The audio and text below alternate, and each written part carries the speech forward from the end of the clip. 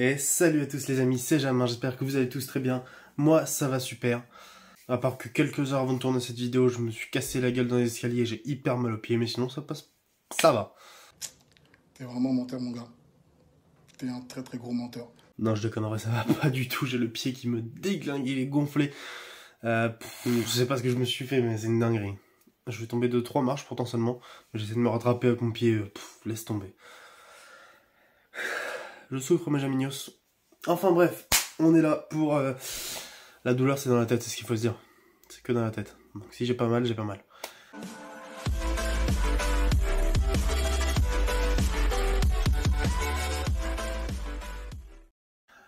On est là du coup pour un 4e épisode de la présentation des présentations de stade. Je tourne le 4e après le 5e, c'est pas grave. Mais il se trouve que les présentations de stade marchent vraiment très bien, beaucoup mieux que ce que je pensais. On est quand même sur du 350 le Parc des Princes, presque 200 le Groupama Stadium, pareil pour le Rosen Park. C'est vraiment de très bons chiffres, je m'attendais pas à ce que cette série fasse de bons résultats comme ça, je m'attendais à ce que ce soit un flop monumental. Et au final, bah apparemment ça régale. Donc tant mieux. Aujourd'hui les amis, on va présenter un stade dans lequel j'ai été il y a pas longtemps, début juillet, avec Spero. Je pense que vous aurez... je sais pas si vous aurez vu le vlog avant ou après. Ah, vous verrez peut-être le vlog dans quelques jours après cette vidéo, je pense. Honnêtement, ça devrait se passer comme ça. Le vlog avec Spero de début juillet. Où, bah, je peux le dire parce qu'on a été voir Indochine tout simplement. En concert. C'était incroyable. Et du coup, aujourd'hui, on va présenter le stade Pierre-Mauroy. Enfin, Decathlon Arena Stade Pierre-Mauroy, hein, puisque c'est comme ça qu'il s'appelle désormais.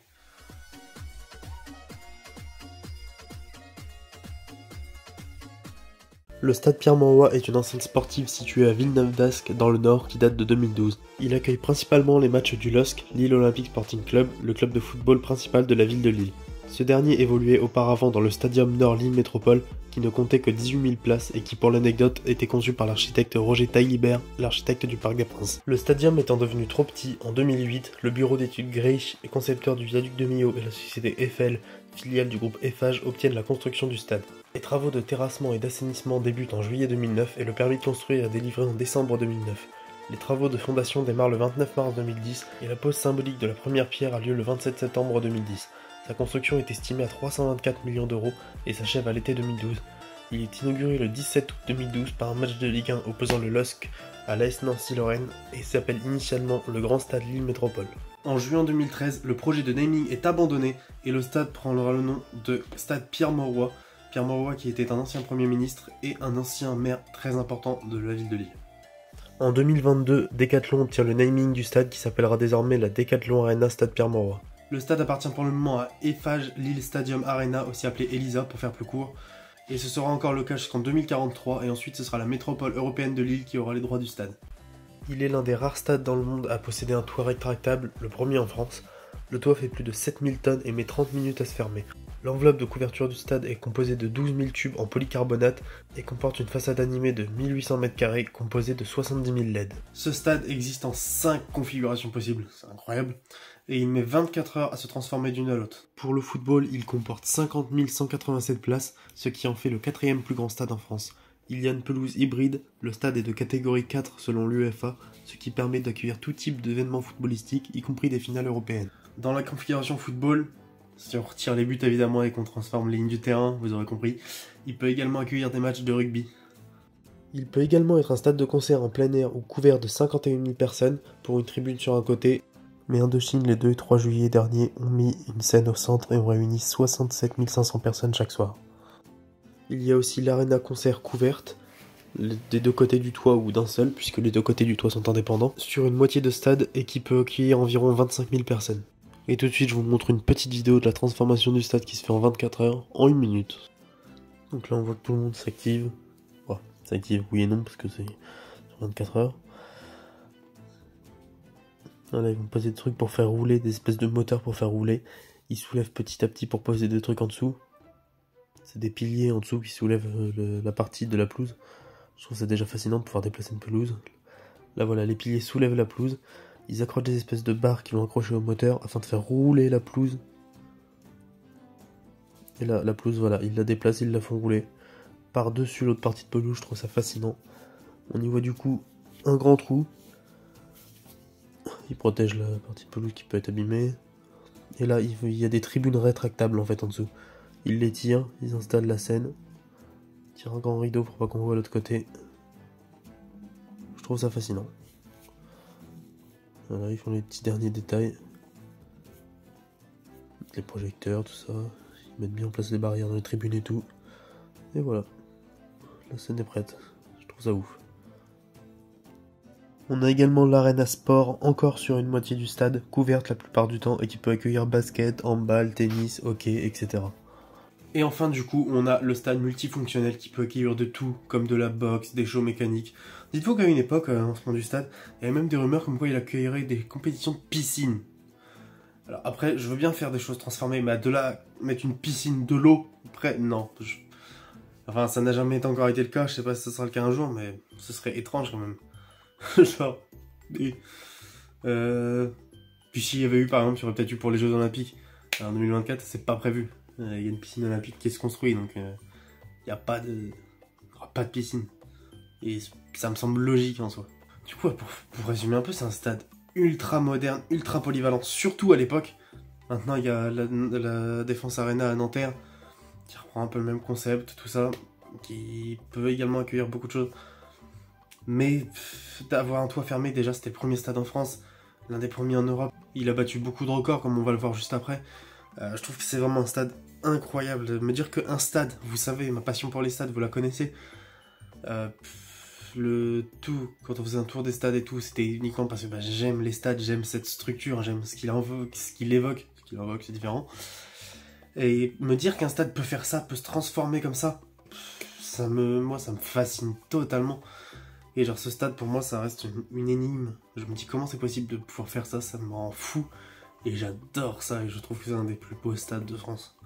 Il accueille évidemment tous les matchs du LOSC, mais il a également accueilli en foot 6 matchs de l'Euro 2016, un match amical Japon-Brésil en 2017, la finale de la Coupe de la Ligue 2019, 3 matchs de l'équipe de France dont un à l'Euro, et aussi un France-Jamaïque en 2014 où il y a eu 8-0 et j'y étais, c'était phénoménal. En tennis, il a accueilli la finale de la Coupe Davis France-Suisse en 2014 où l'affluence pour un match de Coupe Davis est battue avec 27 432 spectateurs. La demi-finale France-Serbie et la finale France-Belgique en 2017. La demi-finale France-Espagne et la finale France-Croatie en 2018. En rugby, France-Argentine en 2012, premier match de rugby couvert en France, puis aussi en 2018, le même match. 2 matchs du top 14 en championnat et 2 demi-finales du top 14 en 2014 et en 2021. Il a également accueilli le Nitro Circus 2013, c'est un show de moto, une arrivée devant le stade de la 4ème étape du Tour de France 2014, le Supercross de Paris-Bercy, c'est pas Paris-Bercy du coup, de 2014 à 2016, le championnat du monde de poids lourd de kickboxing en 2015, la phase finale de l'Euro de basket 2015, record européen pour un match de basket avec 27 372 spectateurs, la phase finale de la Ligue mondiale de volley en 2018, les championnats du monde de handball en 2017, record d'un match de hand en France avec 28 010 spectateurs, mais également les concerts de Star 80, Rihanna, Dépêche Mode, Patrick Bruel, Johnny Hallyday, Bruno Mars, Les Vieilles Canailles, North Summer Festival, Céline Dion, Soprano, Vita et Slimane et récemment Indochine, avec le record de 67 500 spectateurs. Dans le futur, le stade va accueillir des matchs de la Coupe du Monde de rugby 2023, dont la France, 2 demi-finales du top 14 en 2024, du football et du basket au JO de Paris 2024, et les concerts de Mylène Farmer, Stromae, Matt Pokora et Soprano. Moi du coup, au stade Pierre-Mauroy, j'ai été voir 5 matchs, 4 du LOSC, dont l'un des tout premiers, c'était Lille-Bordeaux en 2013, si je dis pas de bêtises, début 2013. J'ai été voir aussi France-Jamaïque par exemple, en 2014, 8-0, c'était génial. Donc voilà, 4 matchs de Lille et 1 de l'équipe de France. Et j'ai du coup bien évidemment été voir le concert d'Indochine le 3 juillet, c'était quelque chose de fabuleux en fait. On peut pas se rendre compte déjà parce que le stade est ouf, parce que c'est Indochine, c'était complètement fou. Et dans ce stade qui est si unique, c'était incroyable. C'est mon meilleur souvenir au stade Pierre-Mauroy. Et d'ailleurs Indochine a battu le record a battu le record de spectateurs. Mais c'est logique, en même temps Indochine, leur Central Tour, il a tout battu. C'est limite plus drôle. Bref. J'ai vu un faisceau de lumière passer d'un coup. En tout cas, pour résumer, ce stade est incroyable. C'est un des meilleurs stades qu'on ait en France. C'est en termes de capacité, bah je crois que je l'ai dit, le 4ème. C'est un des plus beaux stades qu'on ait en France. D'ailleurs, ça me choque qu'ils aient la licence 4 quand même. Genre, ils pourraient accueillir une finale de Coupe d'Europe. C'est que 50 000 places. Je crois que c'était 60 000, la licence 4. Enfin, la catégorie 4. Ça me choque un peu, mais bon. Enfin bref, ce stade est incroyable dans tous les cas. Il est beau de l'extérieur, de l'intérieur. Il est hyper polyvalent. Il y a juste une seule chose qui est dommage. Il pourrait tellement résonner en plus. Mais il n'y a pas d'ambiance. C'est d'ailleurs quelque chose qui me déçoit assez. À Lille, il y a si peu d'ambiance. Pourtant, ils ont un bon club, ils ont un beau stade. Les supporters ne mettent pas assez d'ambiance du tout. Chaque fois que je vais à Lille, c'est même pas genre peut-être sur un match ils étaient absents. Non, chaque fois que je vais à Lille, il y a zéro ambiance. Quand j'avais été voir Lille-Lyon par exemple, il y a quelques temps, en 2020, juste avant le Covid, c'était vraiment la semaine juste avant le Covid en plus, les supporters lyonnais mettaient beaucoup plus d'ambiance que les Lillois.